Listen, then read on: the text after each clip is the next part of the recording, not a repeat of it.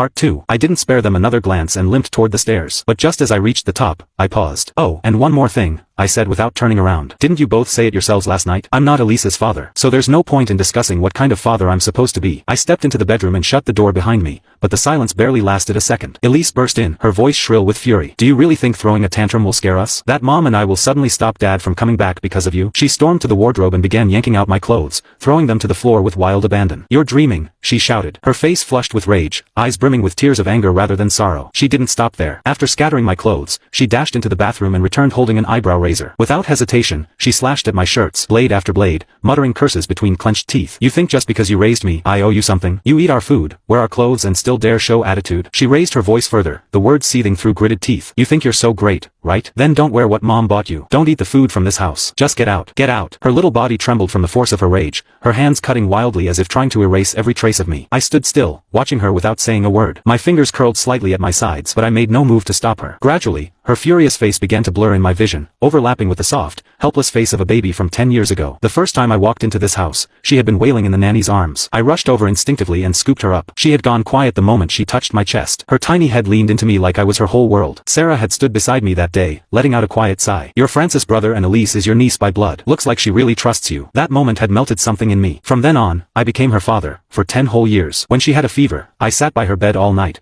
clutching her hand and adjusting the cold compress every hour. When she was picky with food, I cooked meals shaped like flowers and stars, coaxing her to eat just a little more. When she cried after a fight at school, I held her hand and walked to her classmate's house, standing up for her like a real father would. And each time, I told her, "Dad will always be on your side." But in the end, all those memories led here, to this moment, where she stood screaming that I'd stolen her father's place, destroying my clothes with a blade in her hand. Just then, Sarah entered the room. Without sparing me a glance, she scooped Elise into her arms, pressing a palm to her back to calm her down. She looked at me then, her voice bitter. "So all these years, you were just pretending, weren't you?" Elise didn't wait for her to finish. She raised the eyebrow razor one last time and hurled it straight at me. It hit my chest and clattered to the floor. It didn't hurt, but the look in her eyes, that raw hatred, cut far deeper than any blade. If she could have killed me in that moment, I have no doubt she would have. The door slammed behind them. Silence fell again. I stood there in the middle of the chaos, fabric scraps scattered like broken feathers, staring at the pile as if something vital had been ripped from me.